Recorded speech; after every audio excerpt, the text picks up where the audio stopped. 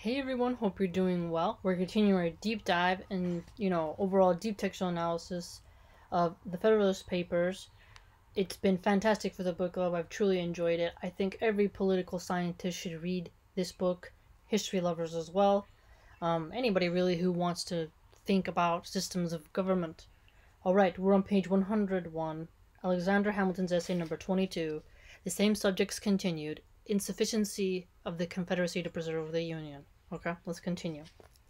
Hence, slow and scanty levies of men in the most critical emergencies of our affairs, short enlistments and an unparalleled expense, continual fluctuations in the troops, ruinous to their discipline and subjecting the public safety frequently to the perilous crisis of a disbanded army.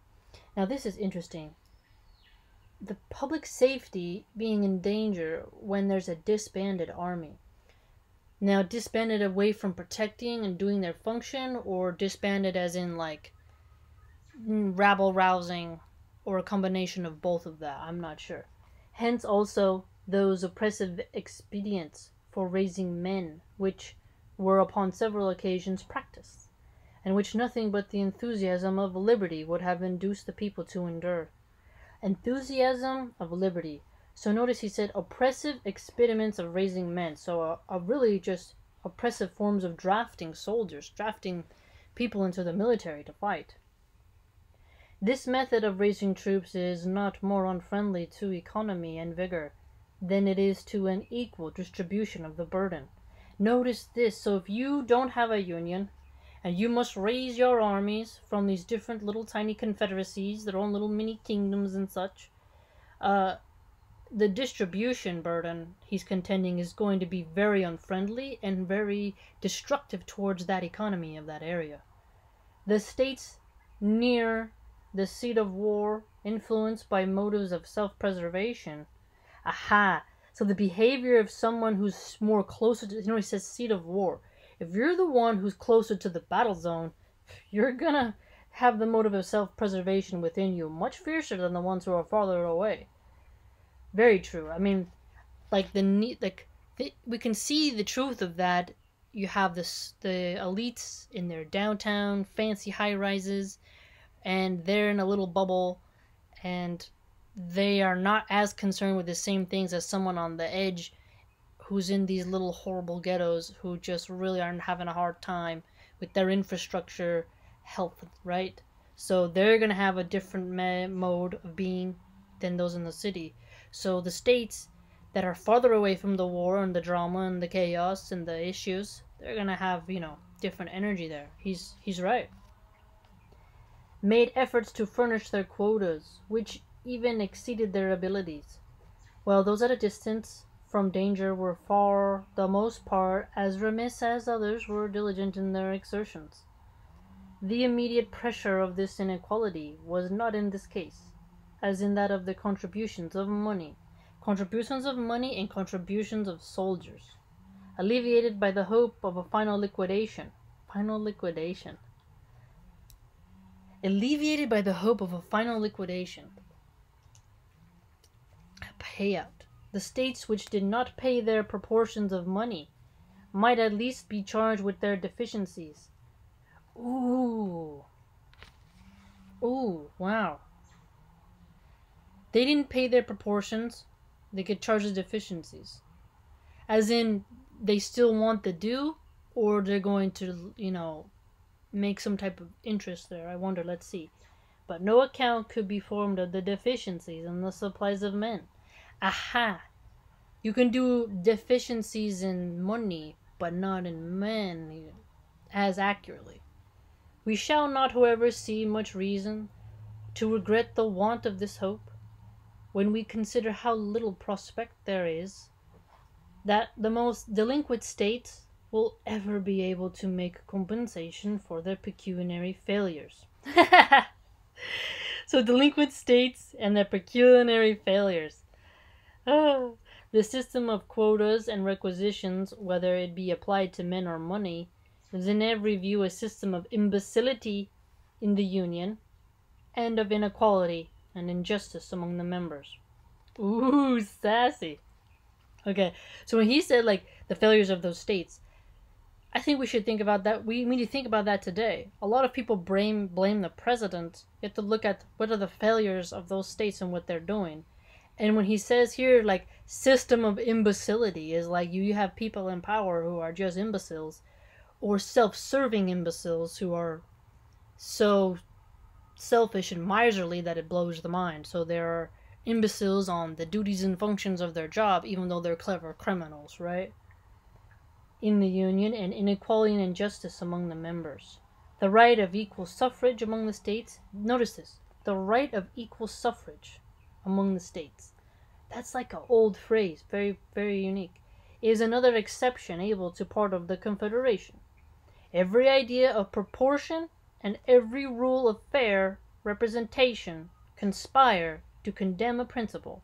Okay, so every idea of proportion and every rule of fair, idea of proportion,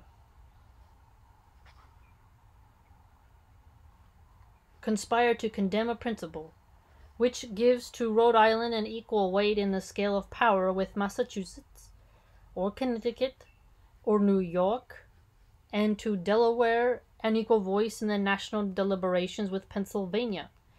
Equal voice in national deliberations. People want to change that, so we should note this. Or Virginia or North Carolina.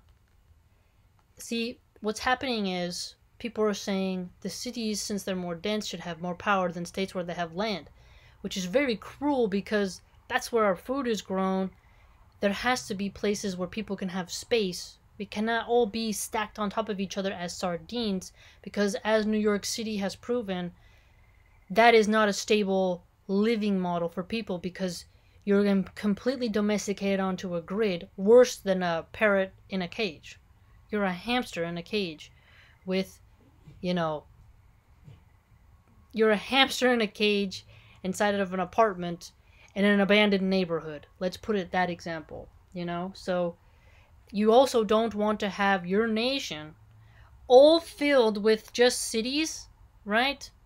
And then having to import all of your food, because then you become totally subservient to your satellites who provide you with food. They can simply hold back their exports and you will die. So people argue, stop disrespecting the farmers, because being a farmer is a difficult job. And if you're in the city, privileged, being a journalist, being a talking head on the news, your entire luxury life is fueled on the backs of the farmers, right? So have some respect, and have respect for the land. It's very interesting. They have respect for forests and the oceans with plastic pollution, but disrespect good, honest ranchers who maybe have different values than them. So they deserve to have an equal voice in the national deliberations, but people are trying to change that. It's an interesting thing to talk about. Its operation contradicts that fundamental maxim of Republican government. Okay, fundamental maxim of Republican government, which requires that the sense of the majority should prevail. So he's contending Republican government has an element of the sense of a majority prevailing. Sophistry may reply that sovereigns are equal, and that a majority of the votes of the states will be a majority of Confederated America. He says sophistry. I like how he says sophistry, because he doesn't just say liars, right? Sophistry. It's a very poetic way of lying, which is extremely rampant. But this kind of logical legerdemain will never counteract the plain suggestions of justice. Plain suggestions of justice. Notice how he contrasts that.